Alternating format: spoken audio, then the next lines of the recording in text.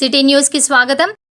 వరంగల్ భద్రకాళి సమీపంలో చేరబండరాజు కాలనీలో నివసిస్తున్న ప్రజలు గత కొద్ది రోజులుగా మా స్థలంలో పక్కా ఇల్లు నిర్మించాలని ఆందోళన చేస్తుంటే అసలు మా కాలనీలో నివాసం ఉండని వారికి డబుల్ బెడ్రూమ్లు కేటాయించడం పై నాయని రాజేందర్ పై మండిపడ్డారు కాలనీ వాసులు. ఎమ్మెల్యే నాయని రాజేందర్ రెడ్డి తన అధికారాన్ని అడ్డుపెట్టుకుని మాకు ఎలాంటి సంబంధం లేని బయట స్థిరపడిన వారికి డబుల్ బెడ్రూమ్ కేటాయించడం మరియు వారికి అవుట్ సోర్సింగ్ ఉద్యోగాలు ఇస్తామని ప్రకటించడం సిగ్గుచేటు అని మండిపడ్డారు. నాయని రాజేందర్ చరబండరాజు నగర్ కాలనీలో ఎటువంటి సర్వేలు చేయకుండా కాంగ్రెస్ పార్టీ కార్యకర్తలు రాజు నగర్ కాలనీలో నివసిస్తున్నారని ఫేక్ డాక్యుమెంట్స్ క్రియేట్ చేసి వారికే డబుల్ బెడ్రూమ్లు కేటాయించారన్నారు.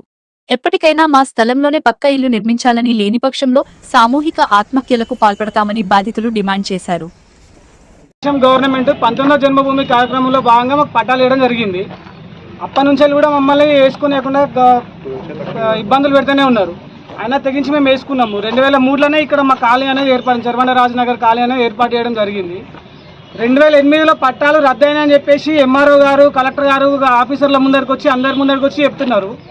మరి పట్టాలు రద్దయిన తర్వాత మళ్ళీ ఖాళీ జాగాలకు పట్టాలు ఎక్కంచెలు వచ్చినాయి, మీరు ఎట్లా ఇచ్చిండ్రు పట్టాలు? వాళ్ళకు మొత్తం 155 మందికి కానీ పట్టాలు ఇచ్చినప్పుడు 17 మందికే మీరు ఎట్లా ఇల్లు అలా చేసిర్రు? ఇక్కడ కట్టుకుని ఉన్న వాళ్ళు 2003 నుంచి నివాసం ఉంటున్నాం మేము. ఇక్కడ పాముల తేలాల విష జంతువులతోని కూడా సావాసం చేసుకుంటూ బతుకుతున్నాం మేము.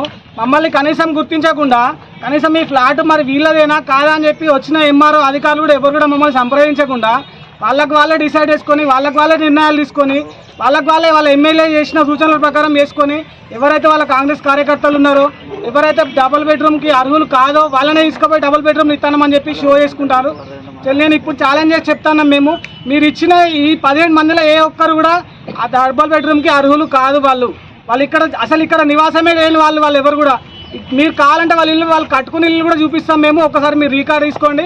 అందులో మనుషులు ఉండే ఇల్లు లెక్క ఉంటే కనుక అవి దేనికంటే మేము దానుకుంటాం. అసలు వాళ్ళు ఇక్కడ వాళ్ళు కానే కాదు, వాళ్ళు మాతో పాటు కాదు. వాళ్ళ ఒక్క మూలకు కోనగా గోడకు గుట్ట కానుకొని మరీ ఉన్నాము. ఇది గుడికి అడ్డు ఉన్నదా? అడ్డు లేదు కదా. గుడికి అభివృద్ధిగా అడ్డుగా ఎక్కడున్నాం మేము? గుడికి దారి చేసిందే మేము. గుడికి దారి చేసిన వాళ్ళను పక్కకు నూకేసి మీరు ఎక్కడన్నా సాగుంటే మాకు గుడికి అభివృద్ధి కావాలని అన్నప్పుడు సరే నీకు ఈ ల్యాండ్ కావాలి, నీకు ఈ ల్యాండ్ కావాలన్నప్పుడు మా దగ్గరికి ఎట్లా వచ్చి మాట్లాడాలి? మేము అయ్యా బాంచనా అని నాగిరెడ్డి దగ్గర పోయినప్పుడు నువ్వు ఎట్లా మాట్లాడాలి? వాటరే కట్ అయినాయి, రేపు కరెంట్ కూడా కట్ అవుతుంది. ఇక నైట్ పోలీసు వాళ్ళు వస్తారు, కుక్లింగ్ వస్తుంది. ఇవా మమ్మల్ని భయపట్టించుడు. నీకు ఈ ల్యాండ్ కావాలన్నప్పుడు మా దగ్గర రావాలి, నువ్వు మా ఏరియాకి రావాలి, మా గుడిచాలకు రావాలి. వచ్చినావా? ఒక్కనాడనే నువ్వు గెలిచినావు, గుడికి పోయినావు. మరి గుడికి పోయినప్పుడన్నా మరి ఇక్కడ జనాలు ఉన్నారు, వాళ్ళు కూడా ఓట్లయితేనే నేను గెలిచినా నేను అని ఒక్కనాడన్నా మరి ఇటు వచ్చినావా? వచ్చి మమ్మల్ని పలకరించినావా? మరి ఏంటిదమ్మా మీ సమస్య ఏంటి? సరే మేము తప్పయ్యా, మేము గుడికి దారి చేసినందుకు, ఇంత డెవలపింగ్ చేసినందుకు మరి ఒక గుట్ట కొట్టి చూపెట్టలేదు. మరి మాకు గుడికి డెవలప్మెంట్ కరెక్టే, గుట్టని సాఫ్ చేసుకోమనండి.